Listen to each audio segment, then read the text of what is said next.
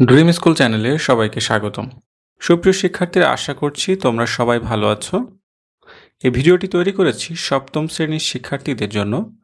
এই ভিডিওতে আমরা আলোচনা করব সপ্তম শ্রেণীর বিজ্ঞান বইয়ের প্রথম অধ্যায়ের তৃতীয় ও চতুর্থ সেশন নিয়ে। এই পৃষ্ঠায় আমরা এই ছকটি নিয়ে আলোচনা করব এবং এই ছকটির সমাধান দেখিয়ে দিব। এই ছকটির সমাধান দেখে আসার পূর্বে আমরা একটু নির্দেশনাগুলো পড়ে আসি। নির্দেশনাগুলো এমন, এবার আরেকবার ভেবে দেখো তোমাদের এলাকায় যে এত জীববৈচিত্র্য এর উৎপত্তি কি করে হলো, আর পরিবেশগত কি কি সুবিধার কারণে এই জীবসমূহ এই পরিবেশে টিকে থাকছে।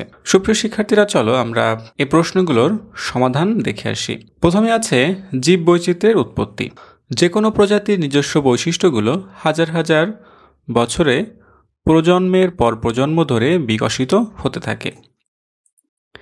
একটি জীব তার পরিবেশের সঙ্গে খাপ খাওয়ানোর জন্য যেসব কৌশল ও পদ্ধতি অনুসরণ করে তাকে বলা হয় অভিযোজন। অপরদিকে নির্দিষ্ট কোনো কারণ ছাড়াই জীবের এক প্রজন্ম থেকে পরের প্রজন্মের যাবার সময় কিছু পরিবর্তন ঘটে। দীর্ঘ সময় ধরে জীবের মধ্যে পরিবর্তন ঘটার যে প্রক্রিয়া তাকে বলা হয় বিবর্তন। বিবর্তন এবং অভিযোজন প্রক্রিয়ায় প্রাপ্ত বৈশিষ্ট্যই জীবজগতের সদস্যদের একে অপরের কাছ থেকে আলাদা করে তুলেছে। পরবর্তী প্রশ্ন, আর পরিবেশগত কি কি সুবিধার কারণে এই জীবসমূহ এই পরিবেশে টিকে থাকছে? আমাদের এলাকার যে যে সুবিধার কারণে জীবসমূহ পরিবেশে টিকে থাকছে। জীববৈচিত্র্যের এক অপূর্ব লীলাভূমি বাংলাদেশ। বাংলাদেশ সবুজে শ্যামলে ঘেরা এমনই একটি দেশ যেখানে মাটি, পানি, বনানী, প্রাকৃতিক পরিবেশ নানা ধরনের জীবের জীবন ধারণের জন্য উপযোগী।